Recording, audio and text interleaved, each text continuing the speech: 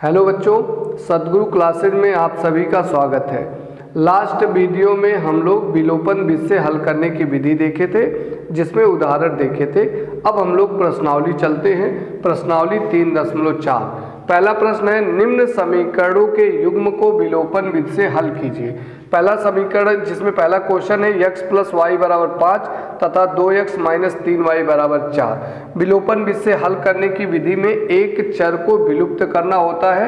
उसको विलुप्त करने के लिए उस चर का गुणांक सेम करते हैं, और यदि चिन्ह विपरीत होता है तो उसे जोड़ते हैं, और यदि चिन्ह समान होता है तो उसे घटाते हैं।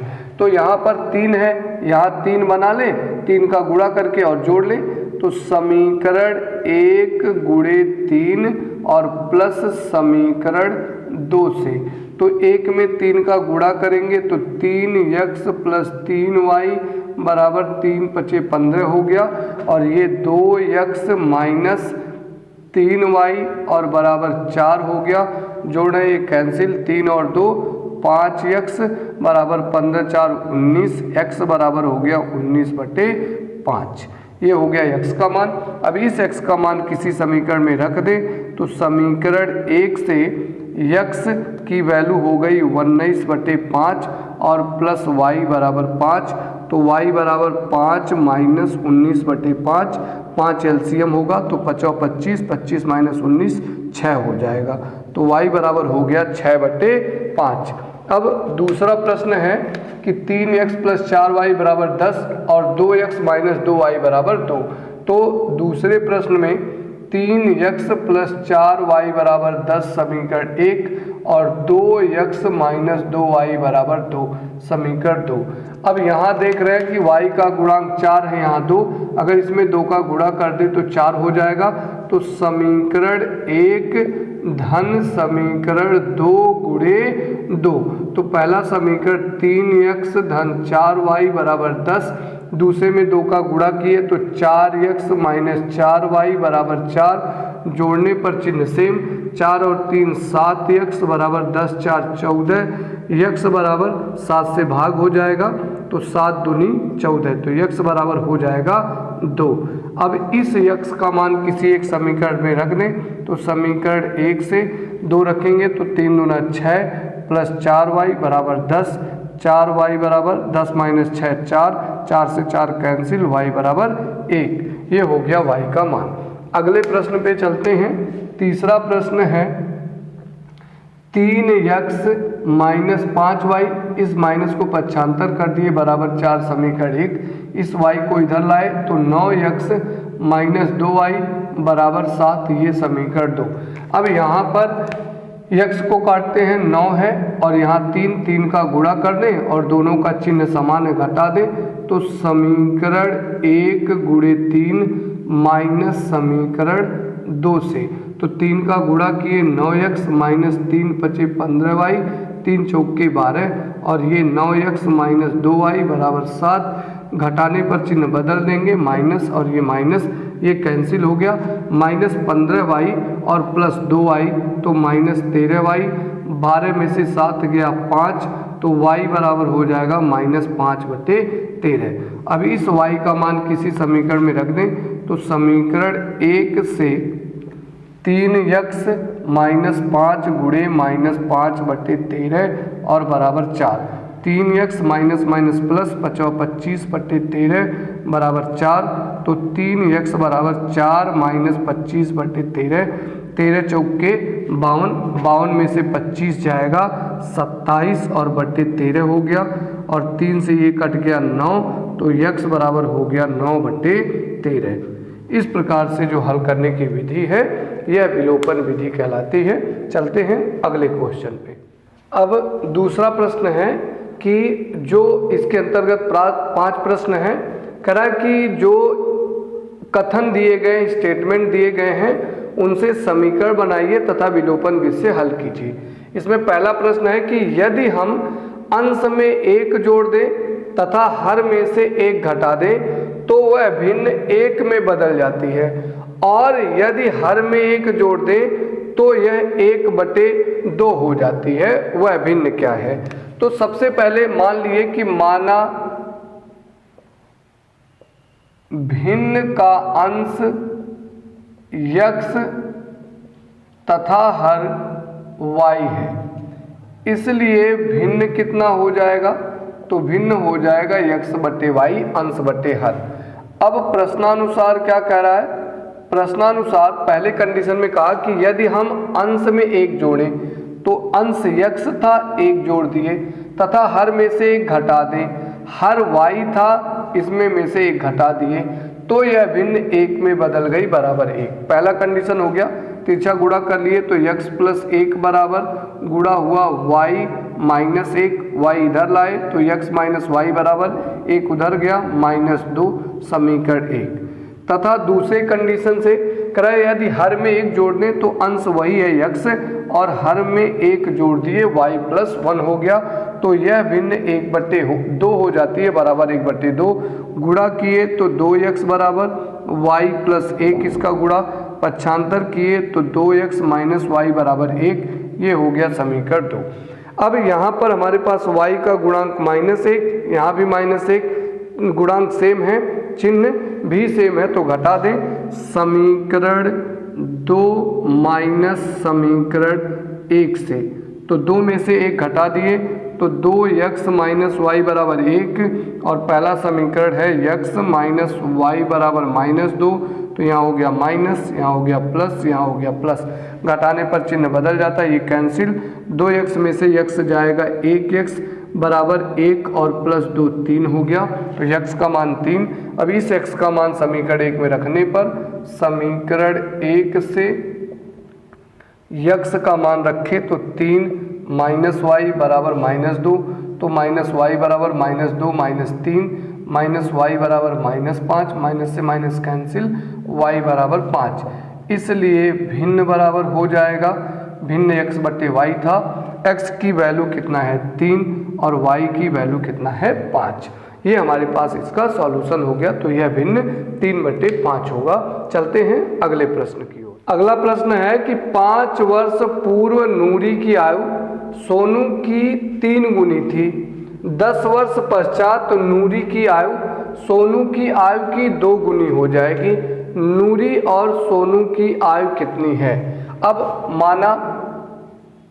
माना नूरी की वर्तमान आयु x वर्ष तथा सोनू की वर्तमान आयु y वर्ष है। अब प्रश्नानुसार करा कि 5 वर्ष पूर्व नूरी की आयु, तो इस समय x है तो 5 वर्ष बाद पहले x माइनस 5 होगा, सोनू की आयु 5 वर्ष पहले y माइनस 5 होगा, उसकी 3 गुनी है, सोनू की आयु का जब 3 गुना करेंगे तो यह नूरी की आयु के बराबर। अब x माइनस 5 बराबर 3 का गुणा 3y माइनस 3 × 15, इसको पक्षांतर किए x माइनस 3y बराबर प्लस 5 हुआ, तो 15 में से 5 जाएगा 10, समीकरण 1।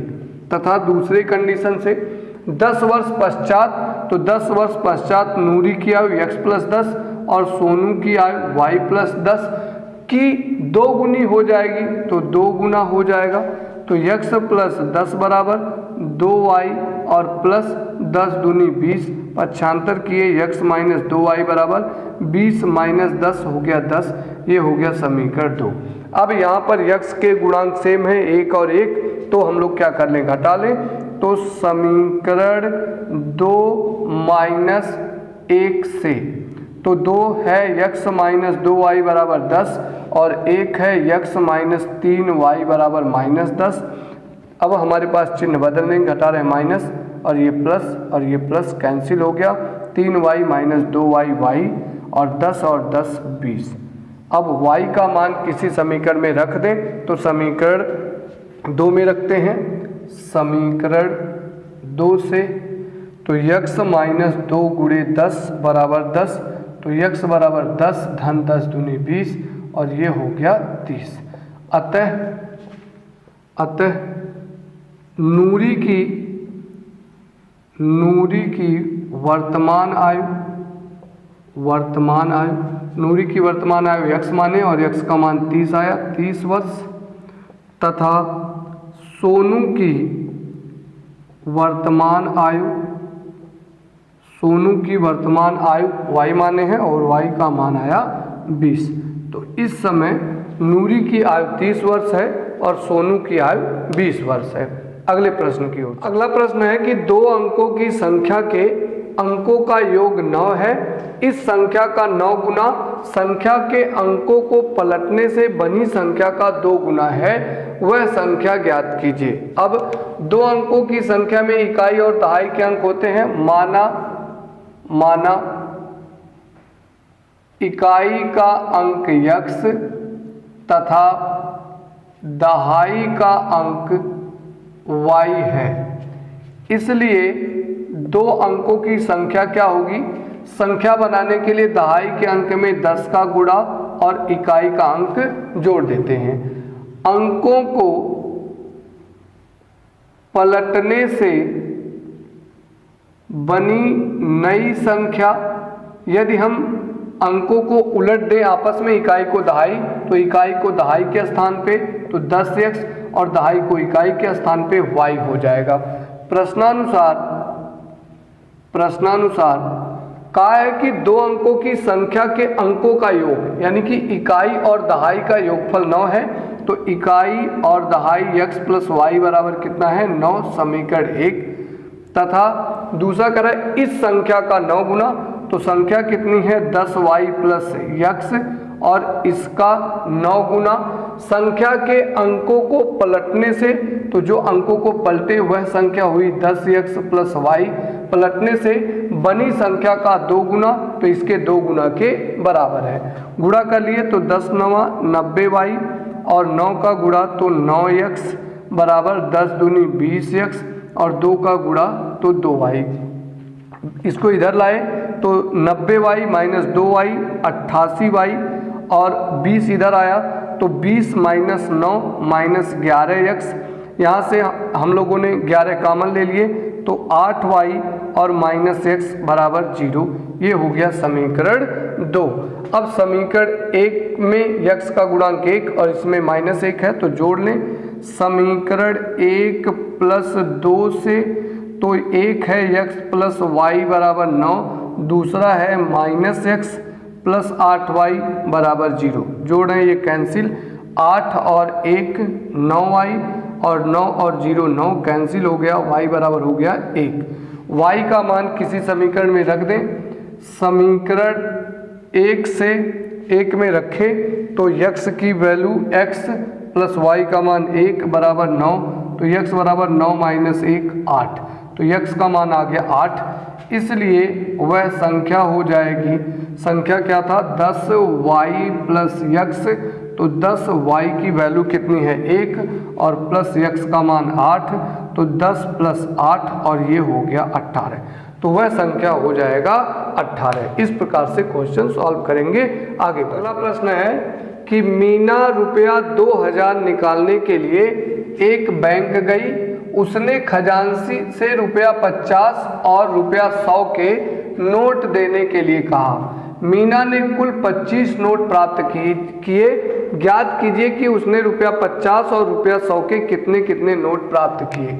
मान लेते हैं कि माना 50 रुपया के x नोट और 100 रुपया के y नोट प्राप्त किए, तो माना रुपया 50 के x नोट तथा रुपया 100 के y नोट प्राप्त किए।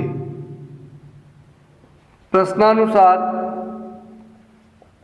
कह रहा है कि मीना ने कुल 25 नोट प्राप्त किए, यानी कि 50 के नोटों की संख्या और 100 के नोटों की संख्या का योगफल 25 है, समीकरण 1।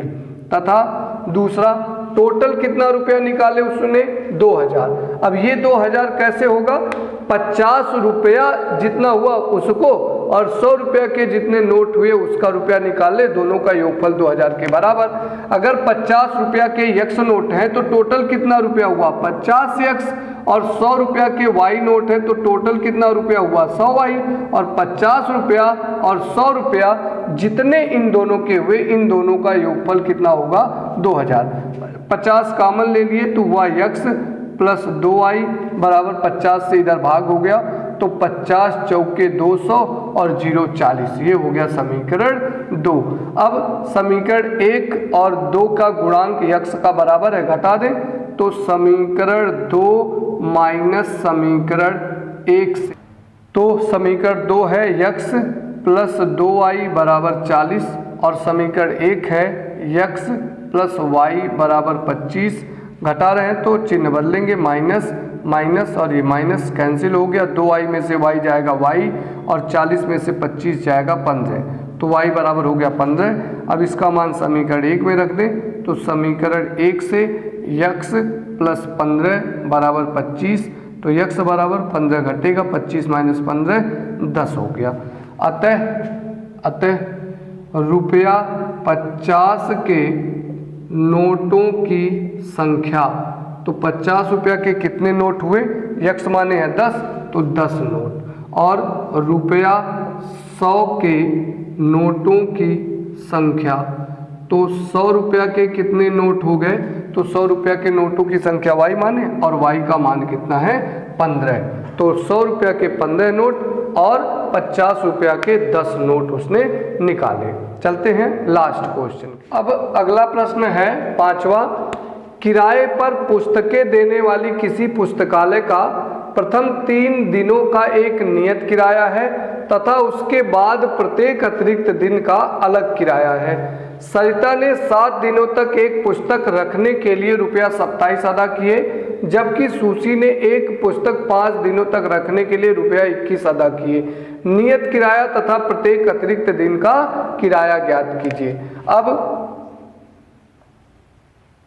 हम लोग मान लें कि नियत किराया x रुपया है। नियत किराया मतलब 3 दिन का किराया x रुपया है।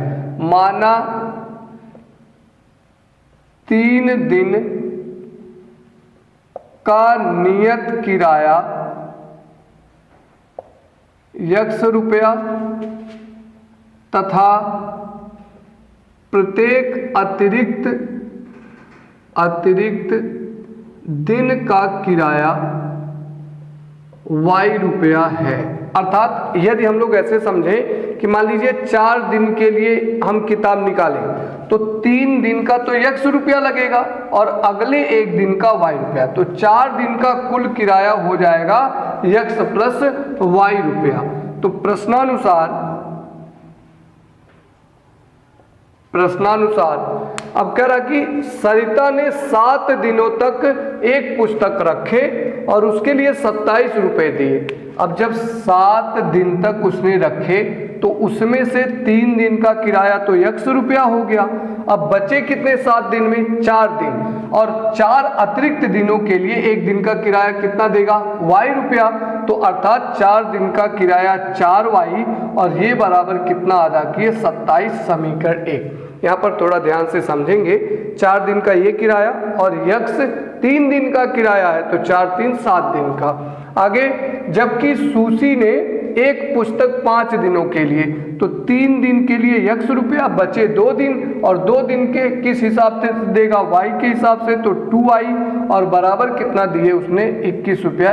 ये समीकरण हो गया। तो अब इन समीकरण को हल कर लें, हमें मिल जाएगा। तो समीकरण 1 माइनस समीकरण 2 से, तो x प्लस 4y बराबर 27 और x प्लस 2y बराबर 21। घटा रहे हैं तो चिन्ह बदल जाएगा, कैंसिल, 4 में से 2 जाएगा 2y बराबर 27 में से 21 गया 6, y बराबर हो गया 3। अब इस y का मान किसी समीकरण में रख दें तो समीकरण 1 से x प्लस 4 गुणे 3 बराबर 27, तो x बराबर 27 माइनस 12 और ये हो जाएगा 15। अतः नियत किराया बराबर हो जाएगा, नियत किराया 3 दिन का कितना मान है x, तो ये हो जाएगा 15 रुपया, तथा प्रत्येक अतिरिक्त दिन का किराया ये हो जाएगा कितना माने है y, और y की वैल्यू कितना आया 3, तो अगला एक्स्ट्रा दिन रखने के लिए 3 रुपया देना होगा। इस प्रकार से इस प्रश्न को सॉल्व करेंगे। Thank you.